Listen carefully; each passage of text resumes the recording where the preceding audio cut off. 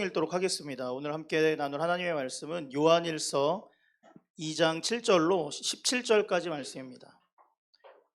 요한일서 2장 7절로 17절까지의 말씀 우리 함께 교독하시고 마지막 17절 한 목소리로 읽겠습니다. 요한일서 2장 7절부터 17절까지입니다. 7절 말씀입니다. 사랑하는 자들아, 내가 새 계명을 너희에게 쓰는 것이 아니라 너희가 처음부터 가진 옛 계명이니 이 옛 계명은 너희가 들은 바 말씀이거니와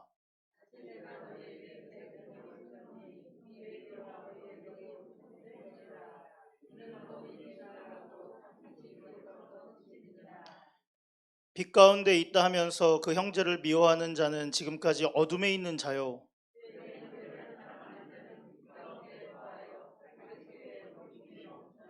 그의 형제를 미워하는 자는 어둠에 있고 또 어둠에 행하며 갈 곳을 알지 못하나니 이는 그 어둠이 그의 눈을 멀게 하였음이라.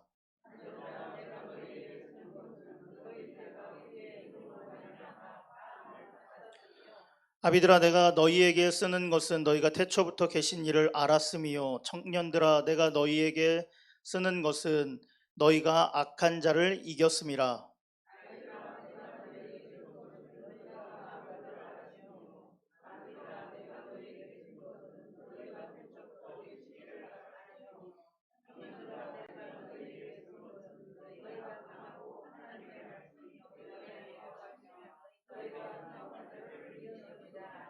이 세상이나 세상에 있는 것들을 사랑하지 말라. 누구든지 세상을 사랑하면 아버지의 사랑이 그 안에 있지 아니하니.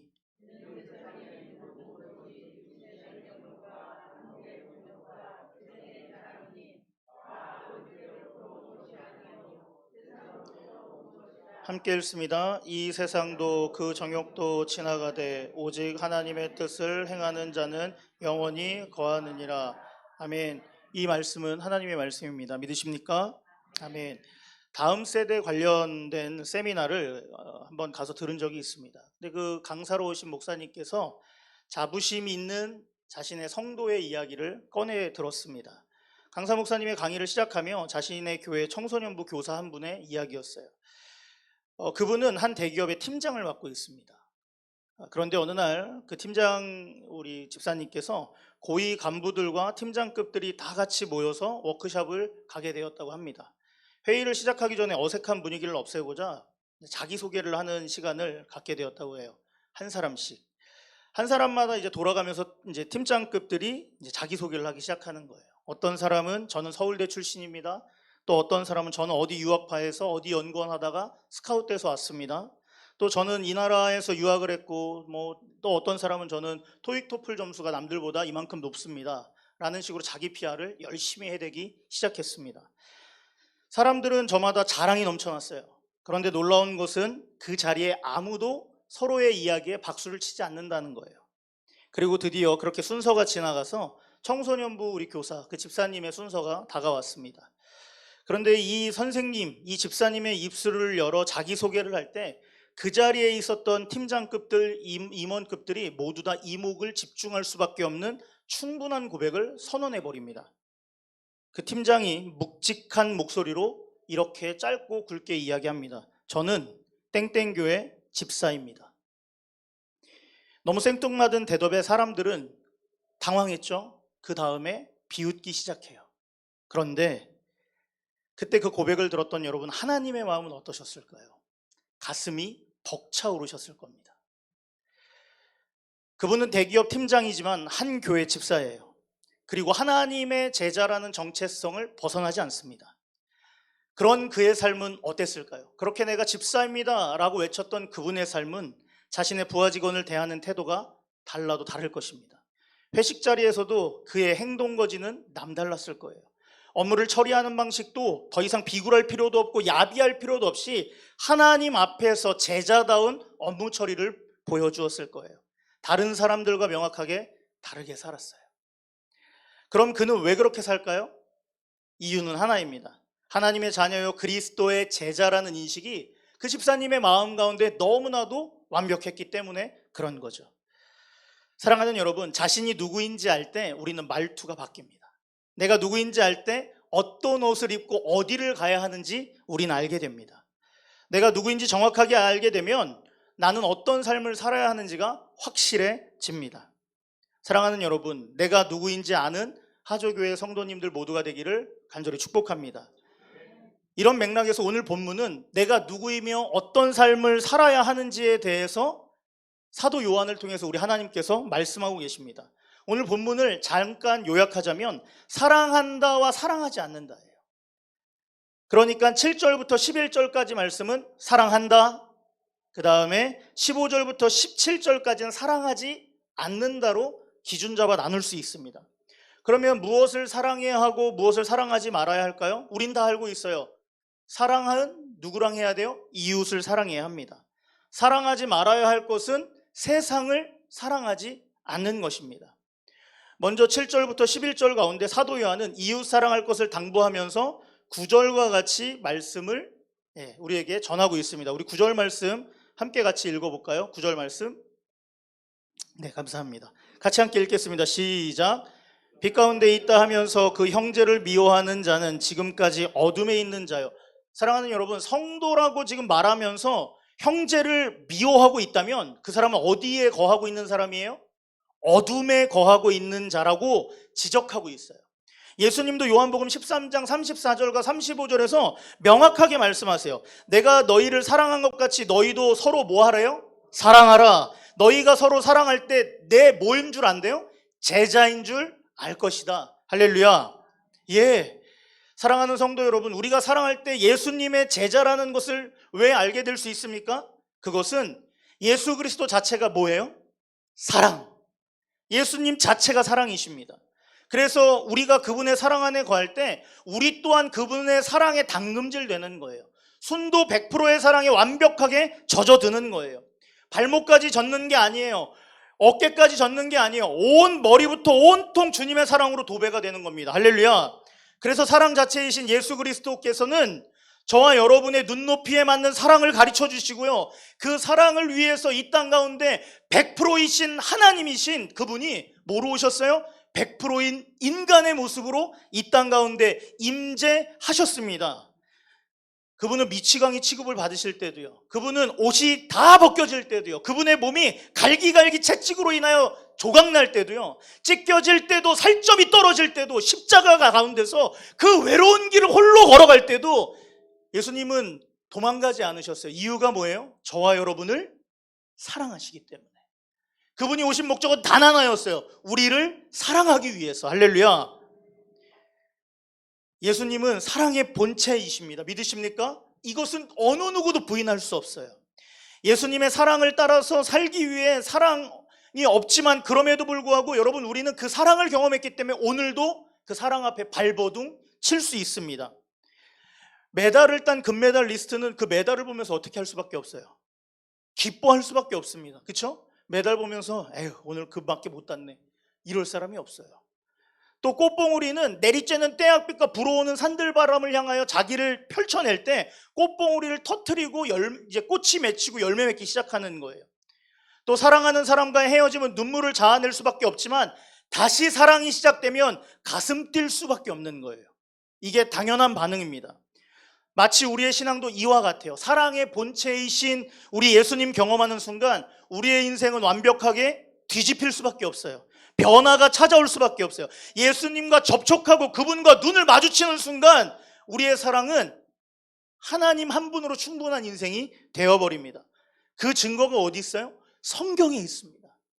우리는 잘 알고 있어요. 스데반 집사를 죽인 이의 이름은 뭐죠? 그것을 주도하고 사람들을 일으킨 사람은 바울 사도입니다. 그의 인생은 예수 그리스도를 만나는 순간 살인자에서 생명의 사역자로 뒤집혀 버립니다. 우리는 베드로를 기억해 볼 수 있어요. 예수님을 어떻게 했어요? 베드로는 배신합니다. 그 배신자 베드로는 예수님과 만나고 접촉하는 순간 다시 시작했어요. 어떤 걸로요? 처음 교회의 기둥이 되어버립니다. 또 한 분 우리 얘기해 볼까요? 부당한 방법으로 늘 사람들의 돈을 착취했던 이의 이름을 우린 잘 알고 있어요. 세리 마태. 그 마태는 예수님을 만나는 순간 그의 삶은 사람들의 인생을 착취하는 게 아니라 자신의 생명을 순교로 목숨 걸어 하나님 앞에 새로운 생명을 낳는 순교자의 계보를 잇습니다. 할렐루야. 참 사랑을 경험한 사람들은 진정한 사랑으로 그것을 전하는 이로 목숨까지 바치는 존재가 되어버리는 거예요. 그리고 이 사랑을 경험한 사람들이 있어요. 누굴까요? 옆에 있는 분 한번 바라보실까요? 예, 그분이십니다.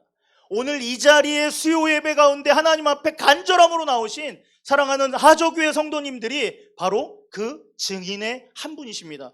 동의하시면 아멘 하시겠습니다. 믿음이 다시요. 동의하시면 아멘 하시겠습니다. 아멘. 예. 예수 그리스도의 참사랑에 부딪혔기 때문에 오늘 이 피곤하고 어려운 상황 가운데서도 우리가 수요 재단을 잃어버리지 않기 위해서 나오셨잖아요. 그렇기 때문에 우리 사랑하는 수요 재단을 쌓는 성도님들은 하나님의 사랑에 완벽하게 감동하신 분들이에요. 그러므로 우린 이렇게 말할 수 있어요. 따라해 봅니다. 사랑은 옵션이 아니라 미션이다. 한 번 더. 사랑은 옵션이 아니라 미션이다. 옵션은 뭐예요? 내가 해도 되고 안 해도 되는 거예요. 그냥 안 해도 문제 없습니다. 그런데 미션은 어때요? 여러분, 이거는 반드시 우리의 삶이 되어야 하는 거예요. 이건 우리의 사명인 거예요. 뭐가요? 예수 그리스도의 사랑이. 그래서 시카고에 무디 성경학교가 있습니다. 거기에 전 학장이신 조지 스위팅 목사님은 이런 공식을 이야기합니다. 이거는 우리 성도의 공식이라고 하는데 우리 성도님들 마음에 한번 새기고 가셨으면 좋겠어요. 인생 빼기 사랑은 뭐예요? 예, 0입니다. 0. 아무것도 없어요. 인생에 사랑이 빠지면 그 인생은 아무것도 남지 않는 인생이에요. 그렇다면 성도의 인생과 성도의 삶은 어디를 향해야 돼요? 예수님의 사랑을 향해서 사는 거예요. 예수님의 사랑으로만 살고 사랑 때문에 살고 사랑을 전하며 사는 우리 하저 성도님들 되기를 간절히 축복합니다. 그러므로 이웃사랑은 여러분 예수 믿는 우리의 당연한 증거예요. 헌금을 얼마 많이 했냐? 내 직분이 뭐냐? 내가 얼마나 교회에 몇 년 동안 다녔나? 여러분 이런 건 성도의 증거가 될 수 없어요. 기준이 될 수 없습니다. 심지어 수요예배 나왔는가 아닌가? 이것도 아니에요. 그러면 성도의 진정한 증거는 이웃사랑을 하기 위해서 내가 얼마나 발버둥 쳐봤는가? 내가 얼마나 몸을 찢으면서 가슴 아파했는가? 내가 화내고 귀에다 소리칠 수 있었는데 그걸 참고 끙끙 앓으면서 하나님의 제단 앞에 나와 얼마나 울어봤는가? 이게 성도의 기준이고 내가 성도냐 아니냐를 바라보는 척도가 될 수 있는 거예요. 할렐루야. 분명 이런 가슴 아픈 사랑 때문에 울어본 성도님들은 다 성도인 거예요. 진짜 하나님 앞에 성도이십니다. 그래서 사랑하는 여러분, 여러분에게 이 성도의 증거가 있기를 간절히 축복합니다. 하나님, 내 자녀 대학에 입학시켜주세요. 내 자녀 결혼 잘 시켜주세요. 우리 자녀들 애기 잘 낳게 해주세요. 그런 거 다 좋은 기도 맞습니다. 하지만 진짜 성도는 이런 것 갖고 우리가 씨름하는 것이 아니라 사랑할 수 없음을 가슴 아파하며 하나님 앞에 올 수 있는 성도가 진짜 성도의 증거를 가진 자임을 우리는 믿습니다. 이어서 사도 요한이 이야기하는 것이 있어요. 그게 뭐냐면 사랑하지 말 것에 대해서 이제 고백하기 시작해요. 뭘 사랑하지 말까? 그것은 바로 뭐였어요? 세상입니다. 세상. 15절부터 17절까지 세상을 뭐 하지 말라? 사랑하면 안 돼. 절대 사랑하면 안 돼요. 여러분, 참 사랑에는 법칙이 있습니다. 잘 생각해 볼게요. 상을 받는 사람들에겐 공동수상을 할 수 있어요, 없어요? 공동수상해도 돼요. 둘이 같이 대상 받아도 전혀 문제가 되지 않습니다. 또 성적표를 받았는데 공동으로 1등할 수 있어요, 없어요? 공동으로 1등할 수 있어요. 근데 사랑하는 여러분, 사랑은 대상이 몇 명이에요? 하나예요. 예, 부부가 또 다른 사랑하는 사람을 찾을 수 없어요.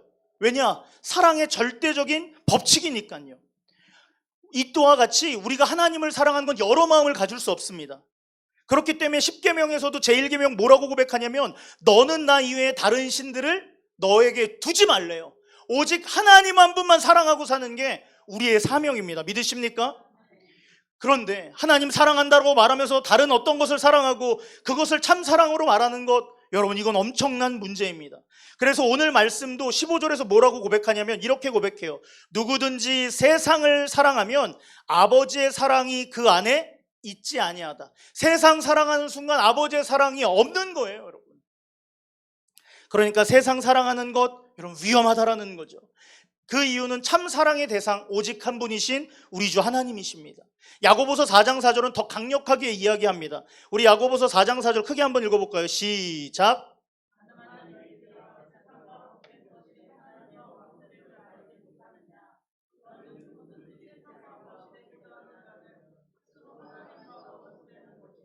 세상과 벗하는 순간 우리는 하나님과 원수가 되는 거예요. 그러므로 근본 사랑의 대상, 참 사랑의 대상이신 한 분만 우리는 사랑해야 해요. 그리고 한 분 되시는 하나님만이 우리의 진정한 만족을 채워주실 수 있습니다. 할렐루야. 그래서 우리의 인생은 세상에 목숨 걸어서는 안 돼요. 세상을 향하는 것, 세상의 마음 뺏기는 것은 가장 비참하고 미련한 인생으로 우리가 걸어갈 수밖에 없는 거죠. 사랑하는 여러분, 그런데 제가 열심히 이렇게 떠들어댔지만 이젠 솔직해져야죠. 우리가 이웃 사랑하는 게 그렇게 쉽던가요? 세상을 꾸짖으며 미워하는 게 그렇게 간단한 문제이던가요? 설교하는 저나 듣는 자나 다 당연히 이웃 사랑 참 어렵고요. 세상 쫓아다니는 거 즐겁습니다. 그러나 여러분, 중요한 문제는 뭐예요? 이 명령을 우리가 뭐 해야 되는 거예요? 지켜야 하는 거예요. 어떻게 이웃을 사랑할까? 미워할 수밖에 없는 죄송합니다, 왼수를 우리는 어떻게 사랑해 볼 수 있을까?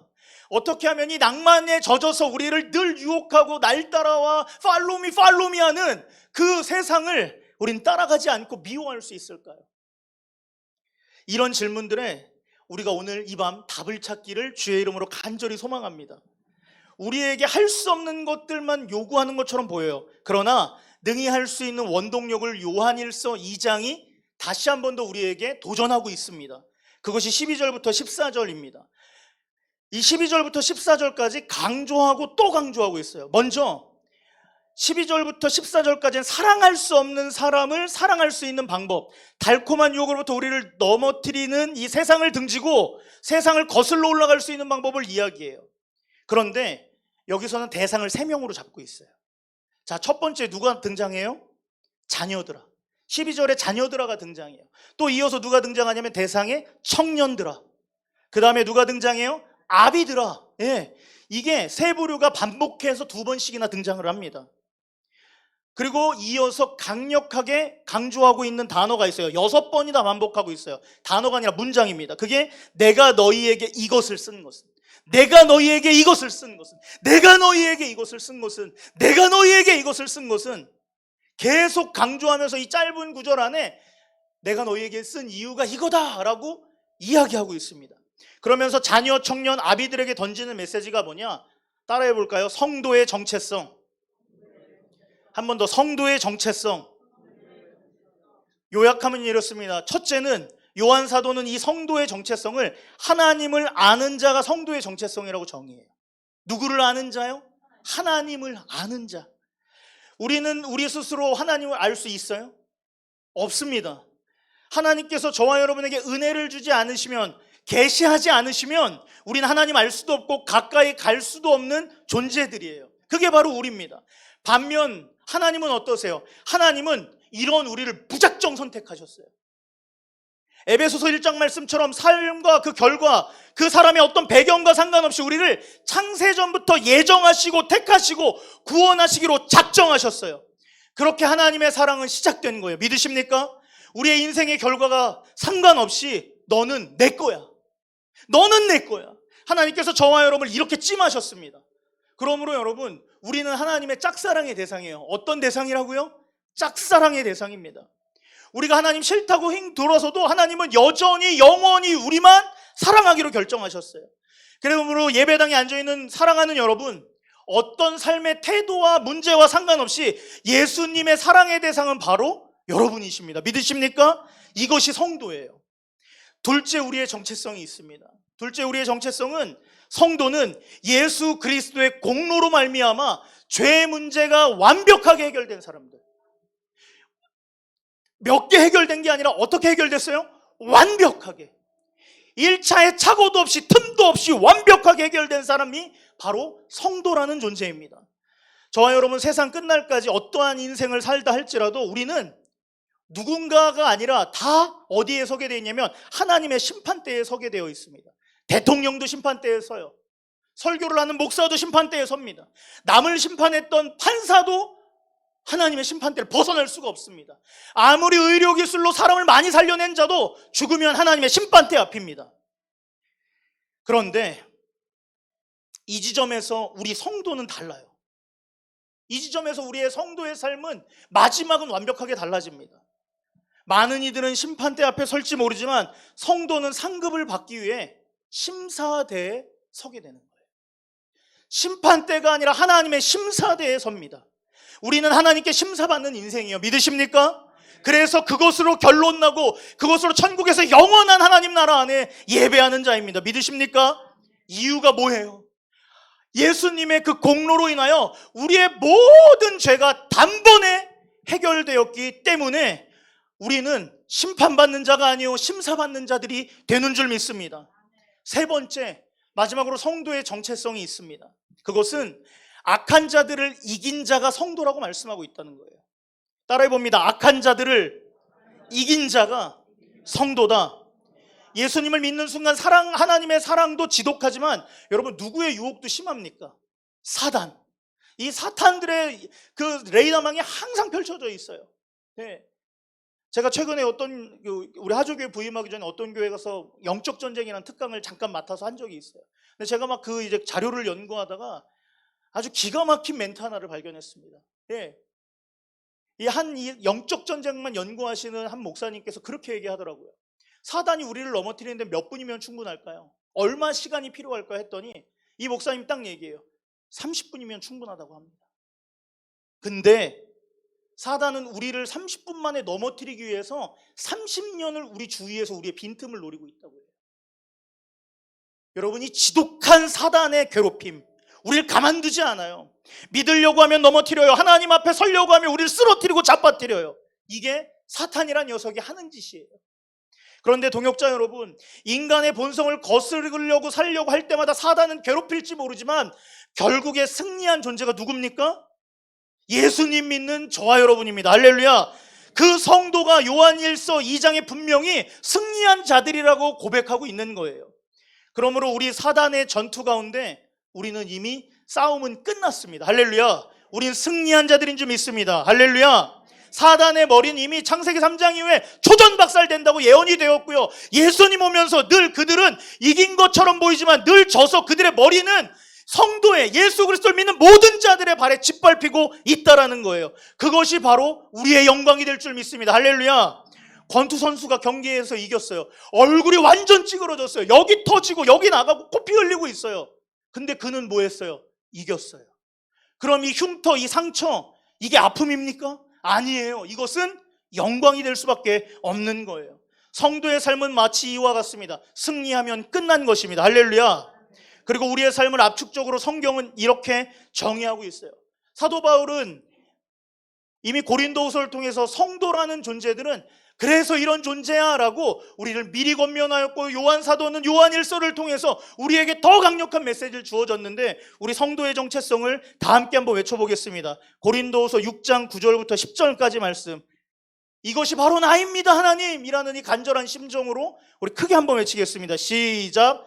무명한 자 같으나 유명한 자요, 죽은 자 같으나 보라 우리가 살아있고, 징계를 받은 자 같으나 죽임을 당하지 아니하고, 근심하는 자 같으나 항상 기뻐하고, 가난한 자 같으나 많은 사람을 부요하게 하고, 아무것도 없는 자 같으나 모든 것을 가진 자로다. 할렐루야.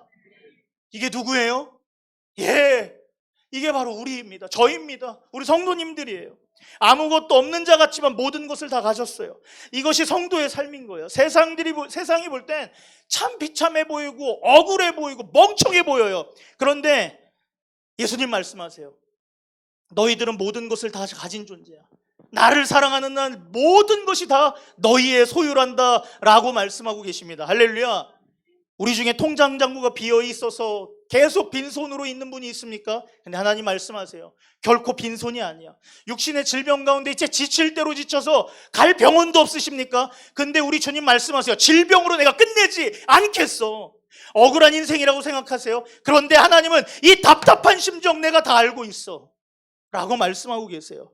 아무도 여러분을 알아주지 않습니까? 세상 끝날까지 하나님 말씀하세요. 내가 너희와 함께 하리라. 할렐루야. 그래서 우리는 모든 것을 다 가진 위대한 인생인 줄 믿습니다. 할렐루야.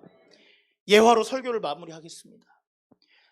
1996년 조선일보의 59세 된 남성분이 기사에 실린 적이 있습니다. 물론 이때는 제가 어렸고요. 저도 이것을 여러 가지 예화나 이런 것들을 찾아보니까 진짜 실존해 계셨던 분이시더라고요. 1996년이에요. 성함은 정광진 씨예요. 직업은 변호사입니다. 한번 볼까요? 네, 여기 계신 분이 정광진 씨입니다. 저기 여사님 옆에 계신 분. 예, 뭐 저분이 중요한 게 아니라 저분의 사실 삶이 중요합니다. 정 변호사님에게는 3명의 딸이 있었어요. 그런데 첫째 딸이 초등학교 4학년 때 망막 뒤에 실핏줄이 터지는 코트씨 병이라는 병에 걸려서 4학년 때 눈을 실명해 버립니다. 너무 안타깝지 않습니까?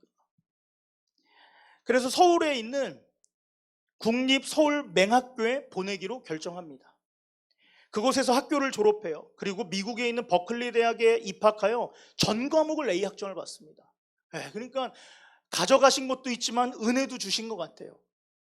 그리고 그녀는 다시 자신이 졸업한 국립서울맹학교에 교사로 근무하게 됩니다. 버클리의 대학에서, 여러분 우리 알잖아요. 그 대학에서 A 학점 맞고 졸업했으면 어디든 돌아다닐 수 있는 사람이에요. 근데 한국으로 다시 돌아와 자신을 가르치고 케어했었던 그 맹학교에 또 돌아온 거예요. 이유는 하나입니다. 자신과 같이 장애를 겪고 있는 사람들에게 소망을 주고 그들을 섬기기 위해서. 딱 봐도 누구 믿는 사람이죠? 예수 믿는 사람이에요. 둘째 딸, 셋째 딸도 정말 귀하게 컸어요. 둘째 딸의 경우는 남편과 함께 미국으로 유학 갈 길이 예정돼 있어요. 이제 곧 간다고 했어요. 간다고 기록되어 있었더라고요.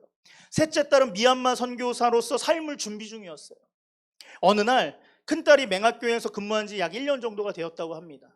동생이 이제 유학을 갈 준비를 되니까 이 큰딸 입장에서 동생들 선물이나 한번 제대로 사주려고 백화점에 방문해요. 그런데 그 백화점의 이름이 삼풍백화점이었어요. 그녀들이 그날 도착한 그날 삼풍백화점은 형체도 없이 다 무너졌습니다.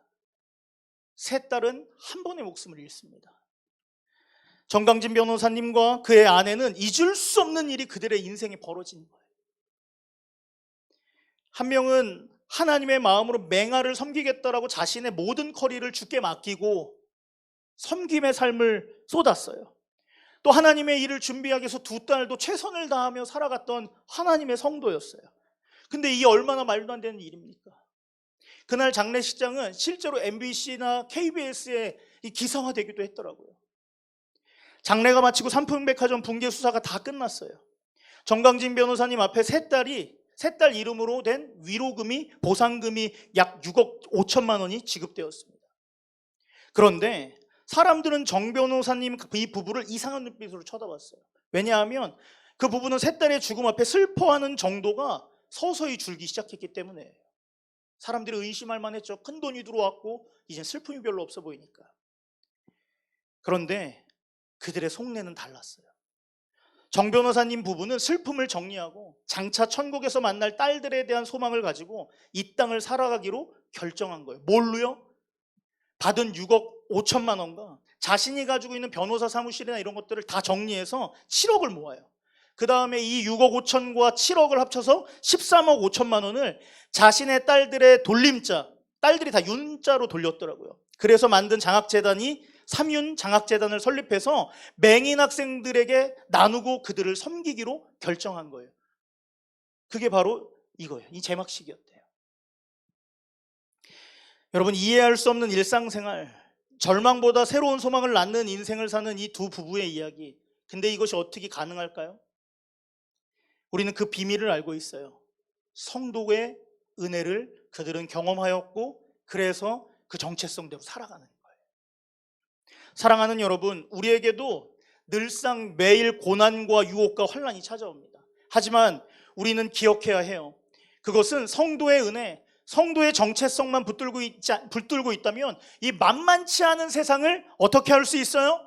이길 수 있어요. 승리할 수 있어요. 그리고 그냥 이기는 게 아니라 큰 소리로 웃으면서 우린 승리하게 될 줄 믿습니다.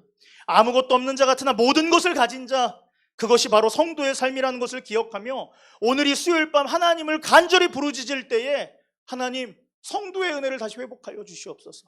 하나님 내게 성도의 정체성을 회복하셔서 그 사랑으로 하나님 사랑하고 이웃 사랑하며 세상을 비웃을 수 있는 자 되게 하여 주시옵소서라고 기도할 수 있는 우리 사랑하는 하조교회 성도님들 모두가 되기를 주님의 이름으로 축복합니다.